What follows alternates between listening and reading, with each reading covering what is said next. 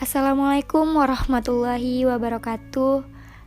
Salam sejahtera untuk kita semua teman-teman, para perempuan-perempuan tangguh. Semoga kita selalu diberikan kesehatan dan kekuatan dalam menjalankan aktivitas kita sehari-hari. Untuk pertama kalinya, Kohati Komisariat Pita Bangsa merilis podcast Ruang Kohati. Dan untuk pertama kalinya, kita akan membahas terkait kekohatian bersama saya, Dwi Amalia. Seperti apa sih sejarah Kohati? Siapa saja yang mempelopori Kohati? Kapan Kohati didirikannya?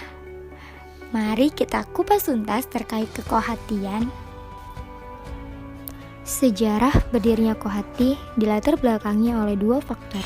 Yang pertama, faktor internal. Saat itu HMI tidak mampu menampung kuantitas, bahkan tidak mampu menampung aspirasi para kader HMI-wati. Di samping basic needs anggota tentang berbagai persoalan keperempuanan kurang bisa difasilitasi oleh HMI, yang pada saat itu HMI mempunyai departemen keputrian.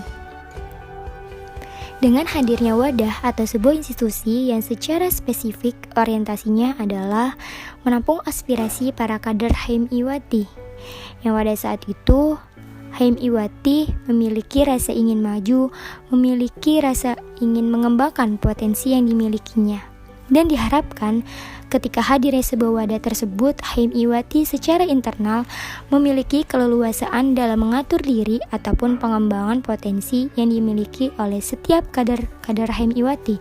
Bahkan HMI-wati dapat mengaktualisasikan dirinya. Yang kedua yaitu faktor eksternal. Di masa awal berdirinya Kohati, adanya sebuah organisasi keperempuanan yang ada pada saat itu ataupun sedang marak-maraknya pergerakan perempuan yang ditandai dengan munculnya organisasi keperempuanan dengan berbagai bentuk ideologi. Yang pada saat itu adanya angkatan bersenjata sebagai wadah khusus wanita seperti KOWAL, Korps Wanita Angkatan Laut, KOWAT, Korps Wanita Angkatan Darat, bahkan Gerwani, Gerakan Wanita Indonesia, ataupun Polisi Wanita yaitu Polwan. Dan HMI pun harus mempunyai wadah sebagai menampung aspirasi atau sebagai fasilitator untuk mengembangkan potensi HMI-wati itu sendiri. Dan salah satu motivasinya itu agar HMI-wati dapat terlibat aktif dalam kesatuan aksi pengganyangan. Nah, pada saat itu pun HMI terlibat aktif dalam aksi pengganyangan Gestapo atau PKI. Dengan didirikannya Kohati merupakan bagian dari strategi perjuangan HMI dalam merespons sekaligus mengantisipasi lingkungan sosial politik yang sedang berkembang pada saat itu. Dan Kohati dibentuk yaitu dalam rangka untuk menampung aktivitas-aktivitas perempuan yang membutuhkan wadah untuk mengaktualisasikan dirinya. Jadi bukan hanya sekedar bertujuan untuk memobilisasi massa, tetapi lebih untuk memfasilitasi kader-kader HMI-wati untuk mengembangkan potensi yang dimilikinya. Pendiri Kohati yaitu Maisarah Hilal, Siti Zainah, Siti Baroroh, Tujimah, Teja Ningsih, Ida Ismail, dan Aniswati Rohlan.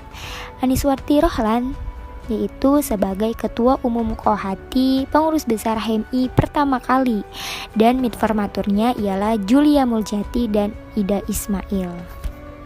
Ide pembentukan Kohati ini lahir dan tercetus pertama kali dalam musyawarah kerja keputrian se-Jakarta oleh HMI Cabang Jakarta pada tanggal 12 Desember 1965 dengan maksud untuk meningkatkan kualitas serta kuantitas anggota HMI-wati dalam ikut serta melaksanakan cita-cita perjuangan bangsa melalui satu wadah yaitu HMI.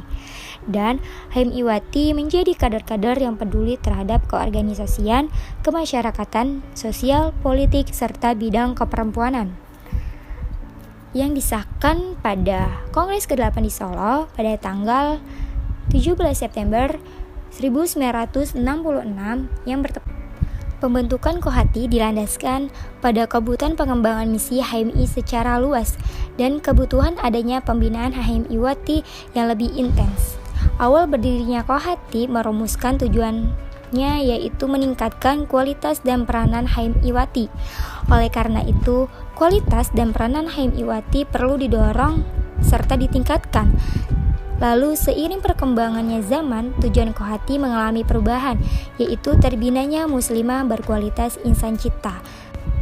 Kohati memposisikan dirinya sebagai bagian integral dalam mencapai tujuan HMI, yaitu 5 kualitas insan cipta, seperti yang termaktub pada pasal 4 Anggaran Dasar, yaitu tujuan HMI. Kohati berspesialis pada pembinaan HMI Iwati untuk menjadi muslimah berkualitas insan cipta. Eksistensi Kohati menjadi sangat penting karena Kohati merupakan laboratorium hidup yang mewujudkan HMI Iwati berkualitas untuk menghadapi masa depan cemerlang. HMI Iwati dituntut untuk memiliki kualitas sebagai seorang putri bagi kedua orang tuanya, istri bagi suaminya, ibu bagi anaknya kelak, serta kualitas terbaik sebagai anggota masyarakat. Proses pembinaan di Kohati diarahkan untuk meningkatkan kualitas serta peranannya sebagai bagian integral HMI. Aktivitas HMI Iwati tidak saja di Kohati dan HMI, tetapi juga dalam dunia kemahasiswaan masyarakat luas, terutama dalam merespon dan mengantisipasi masalah keperempuanan dan anak. Dengan demikian, maka jelas bahwa tugas Kohati adalah melakukan akselerasi pencapaian tujuan HMI. Pada pasal 5 dalam Pedoman Dasar Kohati status, yaitu Kohati sebagai badan khusus HMI. Pada pasal 15 Anggaran Dasar HMI bahwasanya badan khusus itu Badan Pengelola Latihan, Korps HMI Iwati, Balitbang, serta Lembaga Pengembangan Profesi.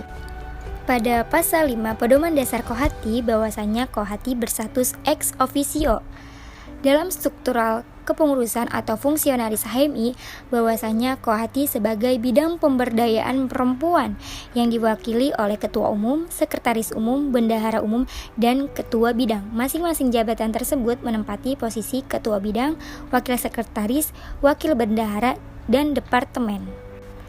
Jabatan ex officio diharapkan dapat mendukung kegiatan Kohati dalam forum pengambilan keputusan di HMI. Di dalam struktural HMI, Kohati sebagai bidang pemberdayaan perempuan tetapi sekaligus menjadi Ketua Umum Kohati.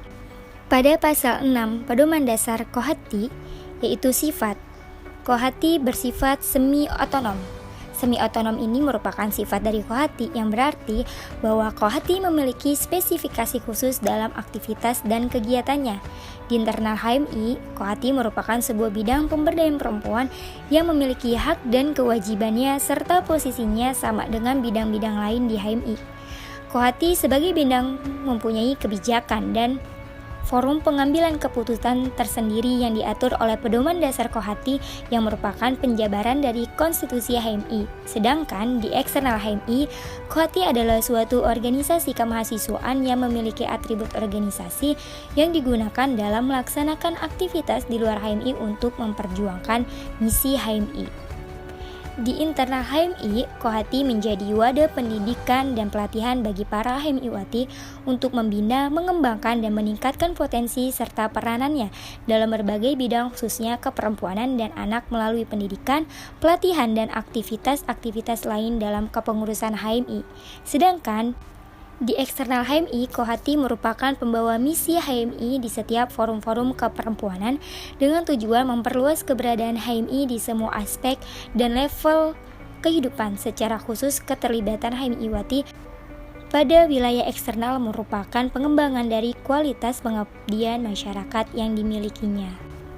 Anggota Kohati adalah mahasiswi yang telah lulus latihan kadar 1 atau basic training di HMI. Alhamdulillahirrahmanirrahim, kita sudah di penghujung pembahasan teman-teman. Terima kasih yang sudah mendengarkan podcast Ruang Kohati bersama Kohati, Komisariat Pelita Bangsa. Semoga dapat bermanfaat untuk teman-teman. Semangat berprosesnya di HMI, tetap jaga kesehatan dan kebersihan.